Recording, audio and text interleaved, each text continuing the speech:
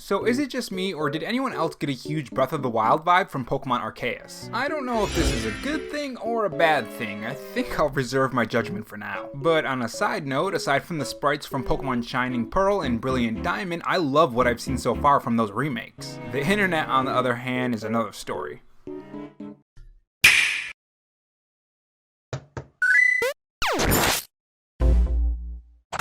Hey guys, it's Rob here, and welcome back to the Robo Show, where we cover the latest gaming news, leaks, and rumors from Microsoft, Sony, and Nintendo in 2020 and beyond. If you want to be kept up on the latest gaming news, make sure you click that red subscribe button below this video and that notification bell so you know when I upload. And if you're interested, I have a Patreon, which link to that will be in the pinned comment along with my Twitter account. In this video, we're going to talk about the Pokemon news / Nintendo news that we got from the Pokemon Direct and kind of the reaction the internet had to it, as well as some of the tidbits about the Breath of the Wild-like Pokemon game, and why I'm cautiously optimistic about the game despite my thoughts on it, as well as any gameplay details that are new to these games. So Pokemon and Nintendo are celebrating the Pokemon 25th anniversary. Finally, Pokemon has been out for years, 25 in fact, and celebrating with some huge games for the Nintendo Switch. The first game that was shown was Pokemon Snap. Now, leading up to the Pokemon Direct, we really didn't have much to go off of when it comes to Pokemon Snap gameplay. What kind of gameplay additions are they going to add to the Pokemon Snap formula that was made for the Nintendo 64 Pokemon Snap? Luckily, this new Pokemon Snap trailer gave us some new additions that don't completely change the gameplay but do add to it. The first new addition compared to its N64 counterpart is Illumina Orbs. Now, these are thrown just like fruit, and they make the Pokemon glow up and change them in various ways. Now, these are actually pretty cool because not only does it make the Pokemon glow up, but they also change their actions. In the trailer, we see a Score Bunny, and the flames change colors, which I'm assuming when you take a photo of that flame, I think it'll give you a higher score than, say, the regular flames. Which, if you have not played Pokemon Snap before, at the end of each run you get a certain score depending on how good your pictures are. Now, according to the trailer, just like in the N64 version of Pokemon Snap, each Pokemon will have different behaviors that you can try to instigate. With so many Pokemon in the game, there should be plenty of hours trying to figure out all of them. That was the cool thing about the original Pokemon Snap when they didn't have any guides around or the internet around. Well, the internet wasn't as far along as it was today, I should say. When you found something new in Pokemon Snap, or really any game, the only way to know how to do it was by your friends or people at school. I kind of feel like that sense of discover is kind of lost today. Now, nostalgia aside, there seems to be a photo editing program as well, something that wasn't in the original game. This is a pretty nice feature, and you're probably going to be able to share these on Twitter via your Nintendo share button. Not only that, but you can share them among the community of Pokemon Snap players as well. It's a pretty similar system to how you shared your boards in Mario Maker. Now, there was some Pokemon mobile announcements, but I think we can probably skip over those because it wasn't too big, and honestly I'm not too interested in that. But the first huge announcement from the Pokemon Direct was of course the Pokemon remakes for Pokemon Diamond and Pearl. Now, when I first saw this, I got really excited. It was showing the OG game with the DS and everything, and then they jumped into the actual remake. The first thing I noticed was the sprites. It seems like they chose a more chibi route than a straight up one-for-one copy of the original sprite. And in my opinion, I don't really like this route. I would have liked a more faithful rendition of the original game, and here's why. If this is a remake and they are trying to be as close to the original game as possible, which we've seen with the rest of the world, that's what they're trying to do, the chibi look doesn't really fit. It's almost as if the chibi sprites look out of place compared to the rest of the world. Upon my first look, I really liked it. I loved it. In fact, it felt like the original game to me. It looked familiar, but the more I looked at it, the more I compared it to the original game, I kind of started to like it less and less. Now, don't get me wrong, I don't absolutely hate it, but I would have much preferred if they tried to stay a one-for-one replica for the game because they're trying to remake the game. And when you change it a little bit too much, it doesn't work for me. I think Link's Awakening is a good example of how to do it right, where you change just enough for it to be different from the original game, but not too much to where you kind of alienate the original fan. Now, I'm sure that some fans do like it, but me personally, I don't like it. Now, art direction aside, the fidelity of the assets like the flowers, the house, and even the character models do look rough. Now, this does come out late 2021, so they have plenty of time to smooth those edges out.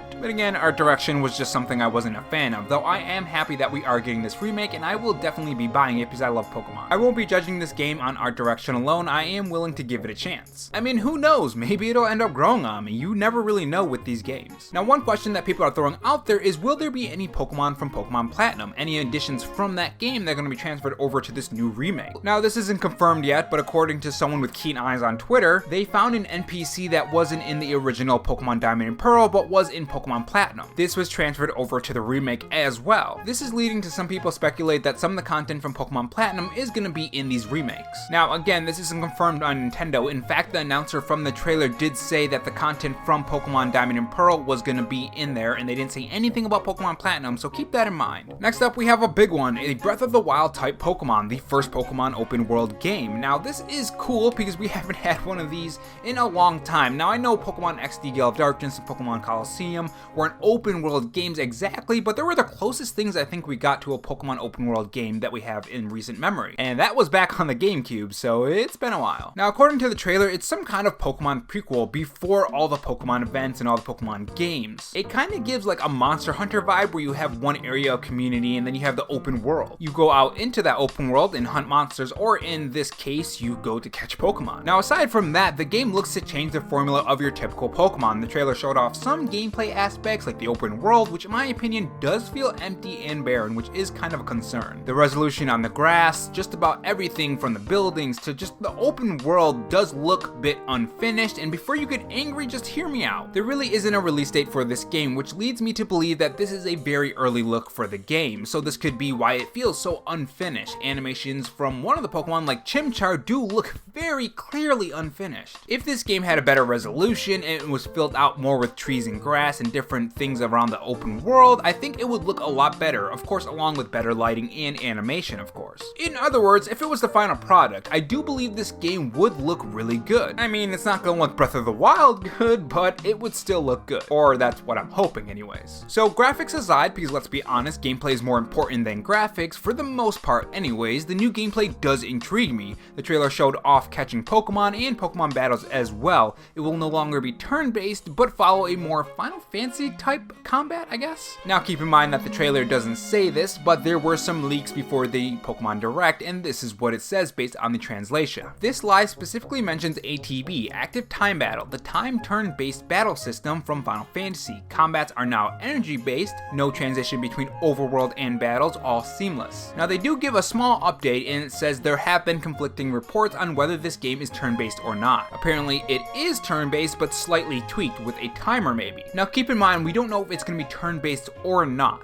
but we do know that an ATB gauge is included. So you really don't have to look too far away from any of the Final Fantasy games to find this. You can find this in any of the 13 games, which honestly aside from 13, 13-2 and Lightning Returns in my opinion are good games. And their battle systems are pretty fun to play, so if they are similar to those games, I am going to be in love with this game. But overall, we're going to have to wait for some more information about this game, so take these leaks with a grain of salt. Overall, I would say that these are some interesting games. I do have some interest in these games. I have my worries and doubts about them, but I am excited for these new Pokemon games, especially Pokemon Arceus, because I really want to see how this shakes up the usual Pokemon formula. But those are just my thoughts. Make sure you tell me your thoughts in the comment section below, and if you enjoyed this video, leave a like, and of course subscribe for more Nintendo news, Pokemon news, and of course reviews and other gaming news. Thanks for watching guys, and remember, stay safe, stay charged, and have a good one.